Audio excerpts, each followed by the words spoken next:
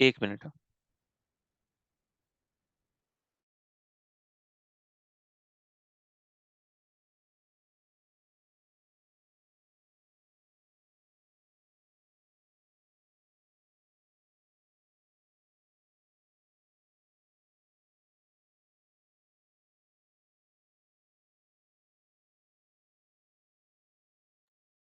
जी।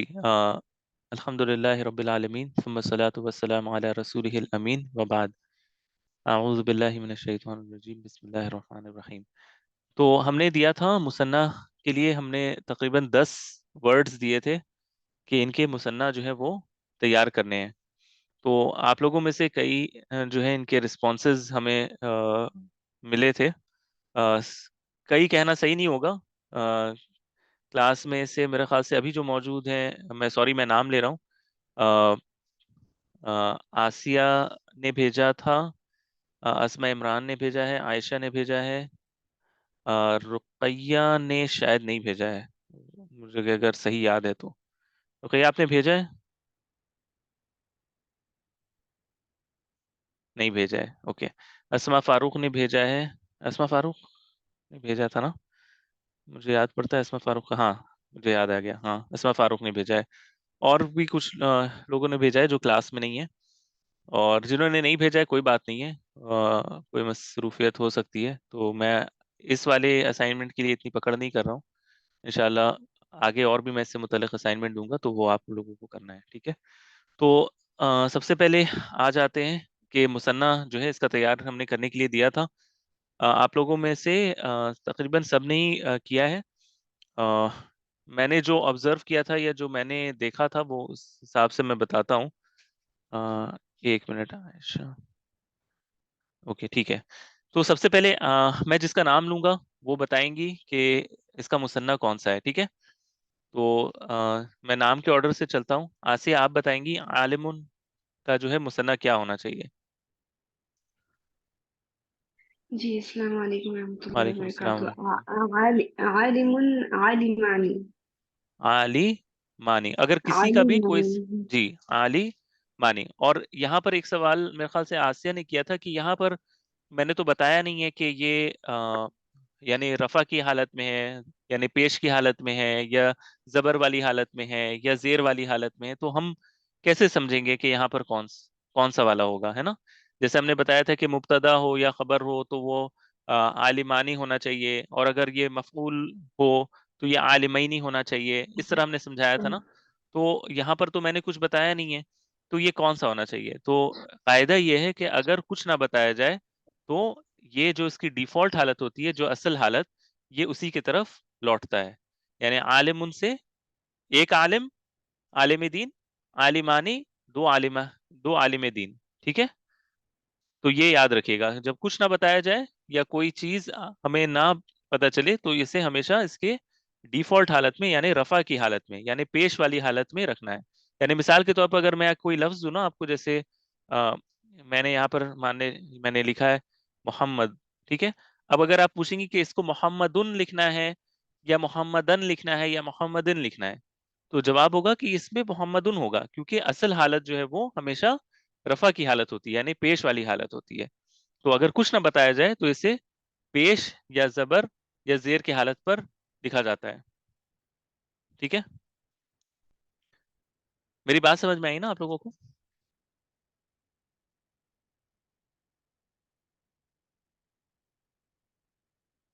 ठीक है। अच्छा, अब आते हैं अगले लफ्ज पर। अगला लफ्ज जो है वो बताएंगी अल्फिया, आप बताएंगी अगला लफ्ज। बैतुन।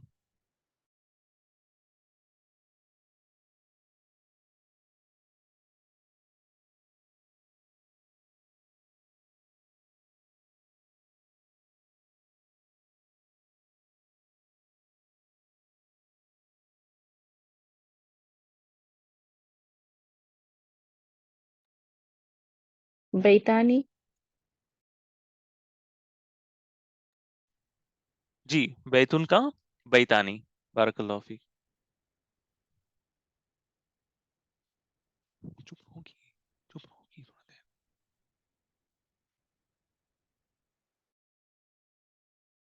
अगला अस्मा आमिरान, आप हैं क्लास में?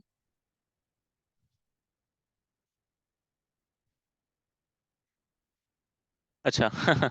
अस्मा ने लिख कर दिया है, ठीक है। शमसुन यानी एक, बैतुन, अच्छा मैंने बताया नहीं, बैतुन यानी घर, एक घर, बैतानी यानी दो घर। शमसुन यानी सूरज, एक सूरज। शमसानी यानी दो सूरज। शमसानी। अच्छा, यहाँ पर एक चीज मैंने नोट की थी, अस्मा फारूक, आपने इस शमसानी को आपने अल कमरानी लिखा है शायद, ऐसा ही है ना?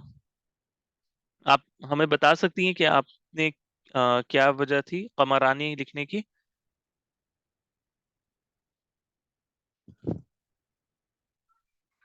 यानी मैं समझना चाह रहा हूँ कि अस्सलाम आपने क्या सोचा वालेकुम। था।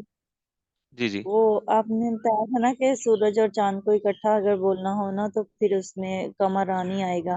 तो इसलिए मैं इस लिहाज से सोच रही थी कि शायद ना ये कमरानी होगा कि इसमें दो चीजों को बयान किया जाएगा, तो इस वजह से।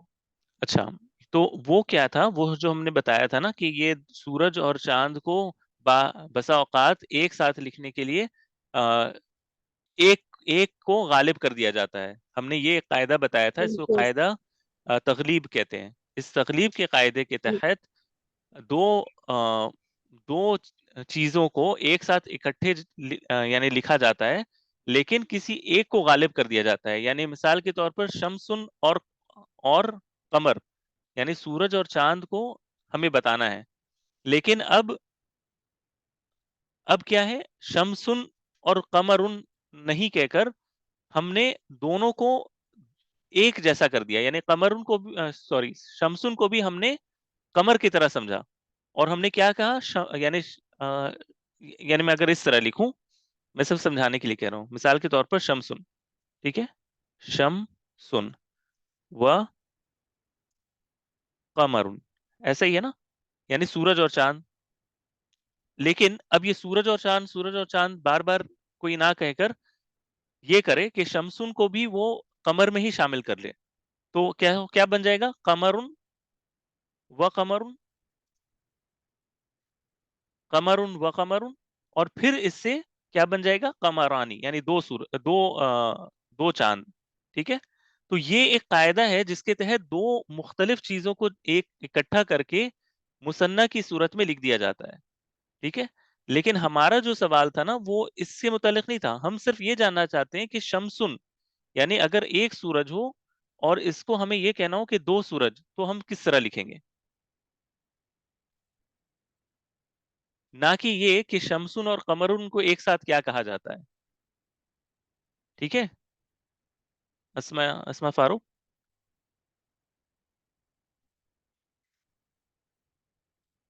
ठीक है। अच्छा आसिया, आपका मैंने बताया था कि आलिमुन का आलिमानी और बैतुन का बैतानी, तो अभी तक हमने कोई ऐसी अलग कोई बात नहीं की है कि जिसकी वजह से आपको कुछ ऐसा महसूस हो कि मिस हो गया। जो जो नई बात थी वो ये थी कि शमसुन के लिए जो मुसन्ना है वो क्या है, शमसानी है। जी, अल्फिया, अपना सवाल आप पूछ सकती हैं।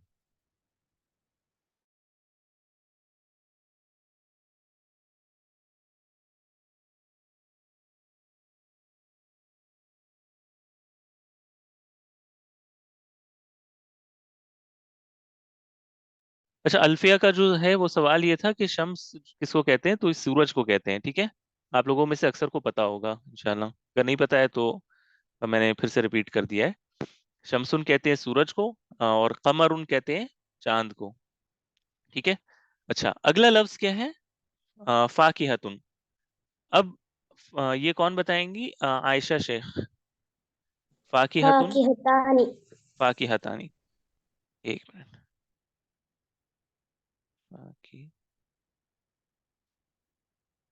तानी। अच्छा, यहाँ पर आयशा ने माशाल्लाह जो कायदा इस्तेमाल किया है वो ये है कि गोल ता अगर हो, तो इसे अगर हमें मुसन्ना बनाना है तो हम इसे ता मफ्तूहा बना देंगे। ठीक है। दो नुक्ते वाली जो ता है, जिसे हम आम तौर पे ता मफ्तूहा के नाम से कहते हैं, हमें इस शक्ल में इसे तैयार करके फिर इसके साथ अलिफ और नून को लगाना है। तो ये बन गया फाकी हतानी, माशाल्लाह, बारकल्लाह फीक। अगला लफ्ज जो है वो बताएंगी रमीजा। और अच्छा, फाकिहतुन किसको कहते हैं आयशा, आपको पता है फाकिहतुन किसको कहते हैं? मेवा, मेवे को बोलते हैं, फल। मेवा या फिर फ्रूट, हाँ, आप कह सकती हैं फाकिहतुन जो है मेवा को भी कहते हैं, मेवे को भी कहते हैं। ठीक है, बारकल्लाहु फीक। तो फाकिहतुन यानी एक मेवा, फाकिहतानी यानी दो मेवे। अच्छा, जन्नतुन, रमीजा आप बताएं। जन्नतानी। जी, जन्नतुन की आवाज जो है वो जन्नतानी होना चाहिए। अच्छा, जन्नतुन का माना क्या होता है? एक बाग। एक बाग। और जन्नतानी यानी दो बाग। दो बाग। ठीक है। अच्छा, अगला जो लफ्ज है वो बताएंगी शहनाज। वाहिदुन। वाहिद वाहिदतानी। वाहिदतानी। अच्छा, मैं लिखता हूं, पहले आपने जो कहा है वाहिदतानी।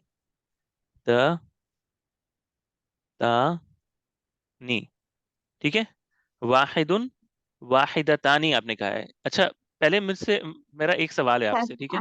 एक मिनट, वाहिदानी। ये ता हटा दूं मैं? हाँ जी, वाहिद यानी अकेला है, लेकिन ये मुअन्नस में आ जाता है और मुज़क्कर में आता है, ये समझ में आने लगा।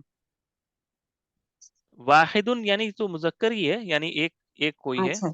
वाहिदतुन हाँ मुअन्नस हाँ, होगा। हाँ, मुअन्नस है तो वाहिदतानी आता है, अगर मुज़क्कर हो तो वाहिदानी। हम्म, ठीक है। अच्छा, कोई बताना चाहता है, किसी और को इख्तिलाफ है इससे कि वाहिदुन के लिए मुसन्ना जो है वो वाहिदानी होना चाहिए? किसी को इससे इख्तिलाफ है?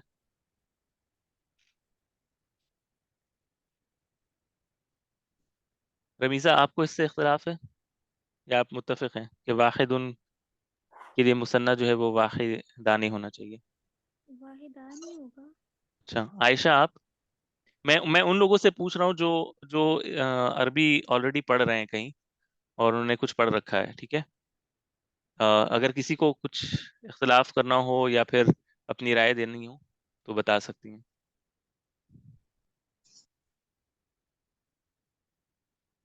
आयशा, आप आपको क्या लगता है वाहिदुन का मुसन्ना क्या होना चाहिए? वाहिदानी। वाहिदानी। अच्छा, सर एक सवाल पूछना था, वाहिद का मतलब तो होता ही है क्या, तो फिर आपकी आवाज वाहिद। बहुत बारीक आ रही है रमीजा, बहुत मैंने बारीक बोला आ रही है। वाहिद का मतलब तो एक होता है ना, तो फिर ये हम्म। दो कैसे हो सकते हैं, इसका मुसन्ना कैसे होगा वाहिदानी। अच्छा, चलिए, आपने एक बात कही है तो रमीजा का कहना है कि वाहिद का मतलब तो एक होता है, तो वाहिद की जमा कैसे होगी? कि एक एक की जमा कैसे हो सकती है? यानी वाहिद का मतलब तो होता है एक, वाहिदुन, तो फिर इसकी जमा वाहिदानी कैसे होगी? यानी आप कह रही हैं कि इसका वाहिदानी नहीं होना चाहिए इसका मुसन्ना? मतलब मुझे खुद नहीं आता है ना, मैं आपसे पूछ रही हूँ। अच्छा, आप पूछ रही हैं, ठीक है। अच्छा, तो मैं बताता हूँ, वाहिदानी इसका सही जवाब नहीं है। ये एक ट्रिकी क्वेश्चन था जो मैंने आप लोगों को दिया था, सिर्फ ये बताने के लिए कि ये वाहिदुन जो है इसकी जमा वाहिदानी नहीं होना चाहिए, इसका जमा क्या होना चाहिए? इस्नानी। ये ये अरबी में जो काउंटिंग है ना, नंबर्स, ये वो है। वाहिद कहते हैं एक को, और दो के लिए जो लफ्ज इस्तेमाल होता है वो है इस्नानी। ठीक है आयशा, देखिए मैंने इसीलिए आपको कहा था। ठीक है, कि वाहिद एक, दो है वो इस्नानी होना चाहिए, और आप लोग है ने दोनों ने कहा कि वाहिदानी होना चाहिए। ठीक है, तो ये एक ट्रिकी क्वेश्चन था जो मैंने जानबूझकर दिया था कि देखूं जो जानते हैं वो इसका सही जवाब देते हैं, लेकिन दोनों फेल हो गए आप लोग। ठीक है, तो ठीक है, तो वाहिदुन का जो है ना वो मुसन्ना नहीं होता है, वाहिदुन, और उसके बाद फिर जो है वो इस्नानी बनता है। जी जी। जी शहनाज, आप कुछ कह रही हैं? जी नहीं सर। अच्छा ठीक है। ठीक है, तो वाहिदुन का जो मुसन्ना है वो असल में मुसन्ना नहीं है। वाहिदुन का जो है मुसन्ना नहीं बनता है, वाहिदुन के बाद इसनानी ही आता है, ठीक है, यानी दो। ठीक है, लेकिन इसमें भी आप गौर अगर करेंगी कि इसमें भी अलिफ नून शामिल है, यानी ये जो नंबर है ना दो, ठीक है, इसका जो अरबी है इसनानी, इसमें भी अलिफ नून शामिल है।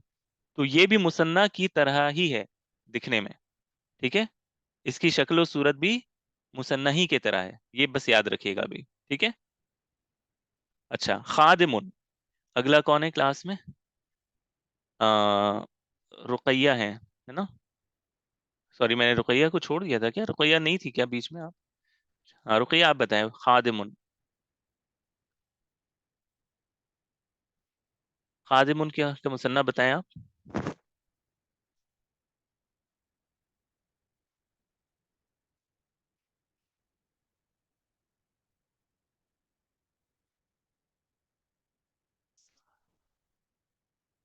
जी, आप हैं रुकैया क्लास में? अ, ओके। चूंकि रुकैया जवाब नहीं दे रही हैं, अगला नाम है अस्मा फारूक। आप बता दें खादिमुन। खादिमानी। खादिमानी, खादिम किसको कहते हैं आपको पता है? जी, गुलाम को, और जी छोटे बच्चों को भी कहते हैं और गुलाम को भी कहते हैं। जी जी, आमतौर पे जो घरों में जो हमारे यहाँ जो अ, हमारे खिदमत के लिए जो लड़का होता है ना, उसे जैसे अनस इब्न मालिक रज़ी अल्लाह ताला अन्हु बस। जो है वो रसूल सल्लल्लाहु अलैहि वसल्लम के खादिम थे, यानी आपके सारे उमूर जो है ना वो सर अंजाम देते थे। घर में जो भी लाना है या फिर कोई काम हो, तो अनस इब्न मालिक रज़ी अल्लाह ताला अन्हु रसूल सल्लल्लाहु अलैहि वसल्लम के लिए हर वक्त मौजूद रहते थे, उनके खादिम थे वो, उनकी खिदमत करते थे। ठीक है, तो खादिमानी यानी दो खिदमत करने वाले। अच्छा, अगला लफ्ज फिर से ऊपर आ जाते हैं। आसिया, आप बताएंगी राकिबुन। जी, रा की बतानी। हम्म, आप लोग मुअन्नस से बड़ा प्यार है ना आप लोग को, इसलिए आप लोग गोलता फौरन ले आती हैं। राखी बतानी क्यों, राखी बानी क्यों नहीं? आसिया,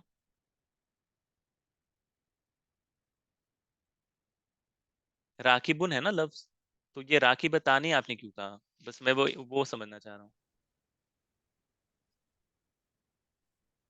ओ सॉरी सॉरी, वो तो ता तो नहीं होगा, वो मुझसे गलती हुई, रा की बानी मैं ही कह रहा हूँ ना कि होगा। आपको मुसन्ना से बड़ा प्यार है। जी। चलिए कोई बात नहीं। ठीक है, अच्छा, राकिबुन का माना आपको पता है? नहीं। राकिबुन का माना होता है सवार जो होता है ना, जो सवारी पर जो सवार होता है, राकिबुन उसको कहते हैं। ठीक है, नहीं, जी कश्ती, जी जी। सफीना कहते हैं इसे, सफीनतुन। ठीक है, कश्ती यानी सफीनतुन, और राकिबुन यानी सवार, घुड़सवार भी कह लें, या जी किसी भी चीज के राइडर को हाँ, राकीबन कह किसी भी सकते चीज हैं। पे राइड करने वाले को राकिबुन कहते हैं, यानी वो घोड़े पर भी हो सकता है, ऊंट पर भी हो सकता है, ट्रेन पर भी हो सकता है। ठीक है, आमतौर पर ट्रेन पर मुसाफिर कहलाते हैं लोग, लेकिन ज्यादातर कोई अगर जानवर वगैरह पर सवार हो तो उसे राकिबुन ही कहते हैं। ठीक है, तो राकिबुन यानी एक सवार, और राकिबानी यानी दो सवार, और ये दोनों मुजक्कर हैं। ठीक है। अच्छा, जालिमुन, जालिमुन, जी, हजरत मूसा ने कश्ती के बारे में कहा था जी, जज़ाकल्लाह खैर। अच्छा, जालिमुन, ये कौन बताएंगी? अगला नाम है अल्फिया।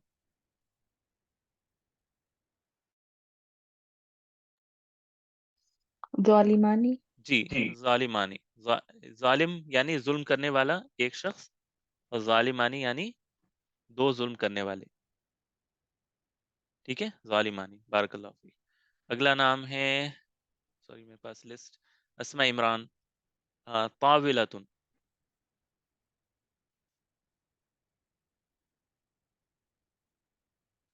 ताविलतुन, अच्छा, अस्मा इमरान शायद बिजी होंगी। अ, अच्छा, बता दिया इन्होंने, ताविलतानी। अच्छा, ताविलतुन का माना आपको पता है अस्मा इमरान? अ,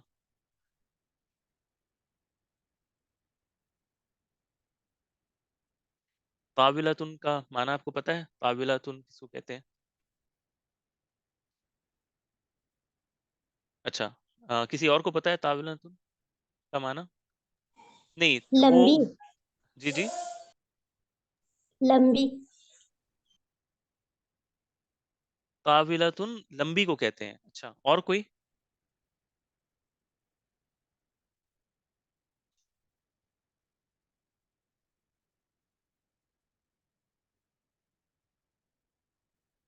ताविलतुन किसको कहते हैं, किसी को नहीं पता? अच्छा अच्छा, रुक जाएं, मैं बताता हूँ, 1 मिनट रुकें, 1 मिनट। आपने कभी सामान रखा है किसी, यानी आपके यहाँ जब कोई सामान वगैरह रखना होता है ऊंची जगह पे, तो किस पे रखते हैं?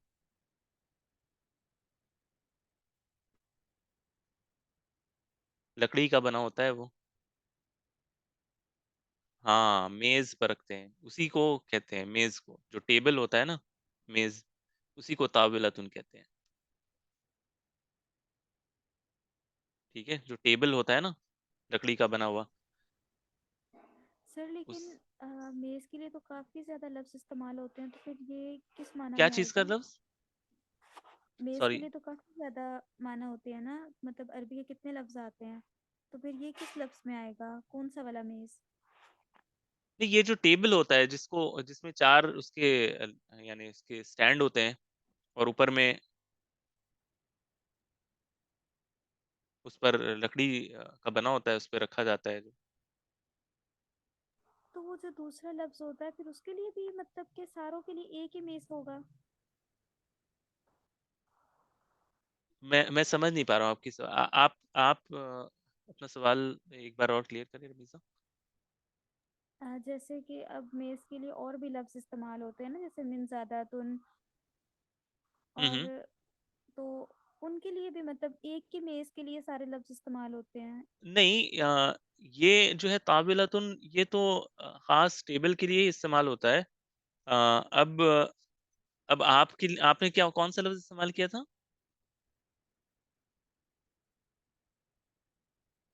आपकी आवाज ना असल में बहुत बहुत बारीक है, इसलिए यानी आवाज बहुत कम आ रही है, इस वजह से मैं सही से सुन भी नहीं पा रहा हूँ।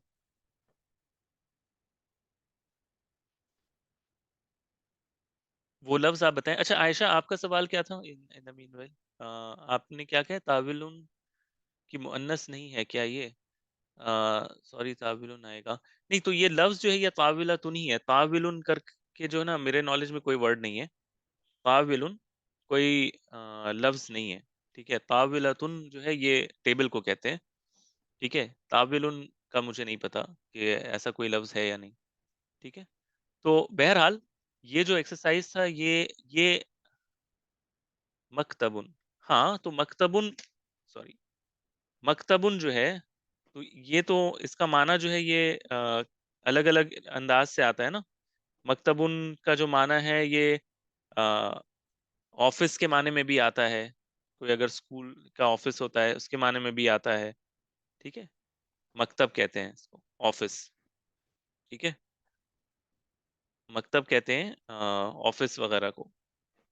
और डेस्क के लिए भी इस्तेमाल होता है, जो डेस्क होता है जिसपे इंसान बैठकर अपने ऑफिस के काम वगैरह जो है ना वो सरंजाम देता है, उसको भी, डेस्क को भी कहते हैं। तो डेस्क और टेबल में जरा फर्क होता है, आपको भी पता है। जो डेस्क होता है इस पे आमतौर पर पढ़ाई से मुतालिक जो काम वगैरह होते हैं ना वो होता है, और टेबल जो होता है इस पर आमतौर पर खाना वगैरह रखने के लिए, सजावट की चीजें रखने के लिए इस्तेमाल होता है। तो यही फर्क है। डेस्क, डेस्क जो है ना, इसके लिए मकतब का लफ्ज होता है, और ताविलतुन जो है ये टेबल के लिए खास कर इस्तेमाल होता है। ठीक है, अच्छा, तो यहाँ तक तो इंशाल्लाह क्लियर है ना, सारी चीजें? कोई किसी का कोई सवाल है इसके मुतालिक जो हमने किया अभी?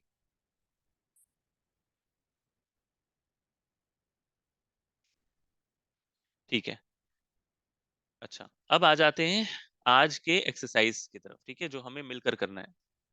ठीक है, तो मैंने कुछ तैयार कर रखा है आप लोगों के लिए, जिससे मैं पूछूंगा, वो इसका जवाब हमें बताएंगी। ठीक है, हम कोशिश करेंगे कि इसे ज़्यादा से ज़्यादा करने की। अगर आप लोगों को लगे कि बस आज इतना ही, तो हम उधर ही स्टॉप कर देंगे। ठीक है, इंशाल्लाह। तो सबसे पहले स्टार्ट करते हैं।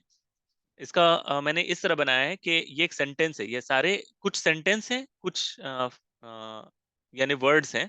मैं आपको बताऊंगा, मैं आपको हेल्प करूंगा, और आप लोगों को जो लफ्ज यहाँ पर दिया है ना, रेड कलर में, सुर्ख में, इसका मुसन्ना बनाकर इस खाली जगह में सही सूरत के साथ इसको डालना है, जो उसके मुनासिब जो सूरत है। ठीक है, अच्छा, सबसे पहले मैं आई थिंक क्लास में आसिया है, मैं आपको जो है ना पहला दे रहा हूँ। ठीक है, और मैं आपको हेल्प भी करूंगा मीनिंग के एतबार से। आपको ये बताना है कि ये जो लफ्ज है ना, मकसूरुन, इसकी कौन सी शक्ल यहाँ पर आनी चाहिए। ठीक है, मैंने जी। मुसन्ना की सूरत नहीं दी है, मैंने वाहिद की सूरत दी है।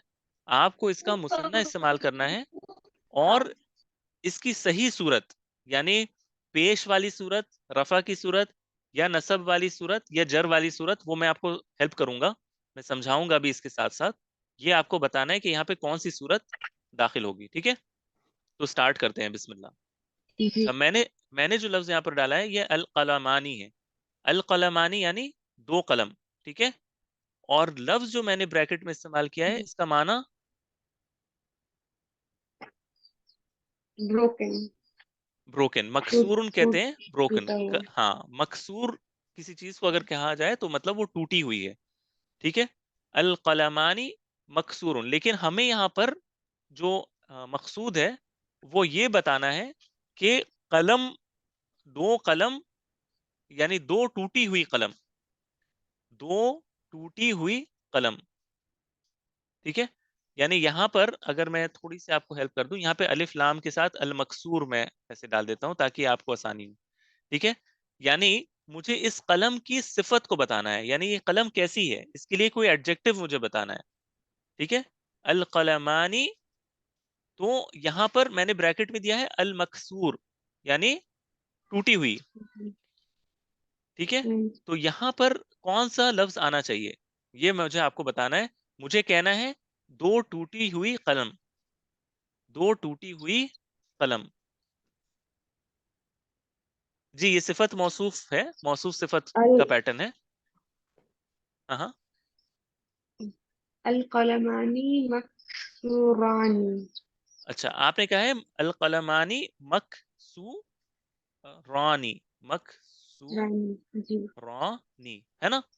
अच्छा, ये जो आपने जी। बताया ना, इससे माना ये बनता है, ये हम पढ़ेंगे आगे, कि अल कलमानी मकसूरानी यानी होगा दो कलम टूटी हुई हैं।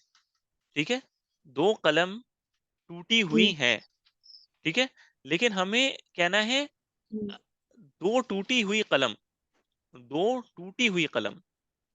इसी वजह से आपको ये हम बाद में पढ़ेंगे इंशाल्लाह, कि अगर हमें ये कहना हो, किसी चीज की सिफत बताना हो, तो इसे भी ठीक उसी शक्ल में लाना पड़ता है जिस जिस शक्ल में जिसकी सिफत बयान की जा रही है वो हो। मिसाल के तौर पर अगर ये अलिफ लाम के साथ है, तो आपको जो सिफत है वो हाँ। भी अलिफ और लाम के अलिफ साथ लाम। लाना पड़ेगा, तब ये इसकी सिफत बन पाएगी, नहीं तो इसकी वो खबर बन जाएगी। यानी आपने कहा अल कलमानी मकसूरानी, तो इसका माना बन जाएगा दो कलम टूटी हुई है, दो कलम टूटी हुई है। लेकिन ओके। हमें ये नहीं कहना है, हमें उसको सिफत के तौर पे बनाना है, बताना है कि दो टूटी हुई कलम, तो हमें इसको अलिफ लाम के साथ लाना पड़ेगा। अल कलमानी अल मकसूरानी। आप लोग सबको मेरी बात जी। समझ में आ रही है। हम्म। मकसूरानी यानी टूटी हुई, अल कलमानी दो कलम, अल मकसूरानी टूटी हुई, यानी दो टूटी हुई कलम। लेकिन अगर इससे हम अलिफ लाम हटा देंगे, तो ये इसका माना जुमला का बन जाएगा, और फिर ये जुमला इस तरह बन जाएगा कि दो कलम टूटी हुई हैं। लेकिन हमें यहाँ पर वो मकसूद नहीं था, इसलिए मैंने इसमें आपको ब्रैकेट में भी अलिफ लाम के साथ ही दिया है, ताकि आप ये जहन में रख सकें कि हमें क्या करना है, हमें इसको सिफत के तौर पर बयान करना है। तो इसे हमें हू बहू उसी तरह लाना होगा जिस तरह मौसूफ है, जिसकी सिफत बयान की जा रही है। जितने भी क्लास में हैं, सबको मेरी बात समझ में आ रही है ना, हर एक को? अस्मा फारूक हैं या रुकैया हैं, अ, और जितने भी लोग हैं, ठीक है। ठीक है, आसिया तो है ही, आसमा, इमरान, आयशा शेख, रमीज़ा, रुकैया, तैयबा, अल्फिया, ठीक है। अच्छा, अब अगला सवाल है, मेरे ख्याल में अगले अल्फिया है। अल्फिया, आप बताएंगी अल बाबानी, और मुझे इस बार तर्जुमा चाहिए खुली हुई है। मफ्तूहुन, कोई चीज अगर खुली हुई हो तो इसके लिए मफ्तूहुन का लफ्ज इस्तेमाल होता है। अल बाबानी यानी दो दरवाजे, बाब कहते हैं दरवाजे को, बाबुन इससे दो बाब, बाबानी, और अलिफ लाम के साथ अल बाबानी, ठीक है। लेकिन अच्छा, आप लोग एक काम करें, आप लोग दोबारा से ज्वाइन कर लें, मीटिंग अब खत्म हो रही है। दोबारा से आप ज्वाइन कर लेंगे इंशाल्लाह, तो सबके लिए आसानी होगी इंशाल्लाह। मैं अगले क्लास में मिलता हूँ आपसे। अस्सलाम वालेकुम।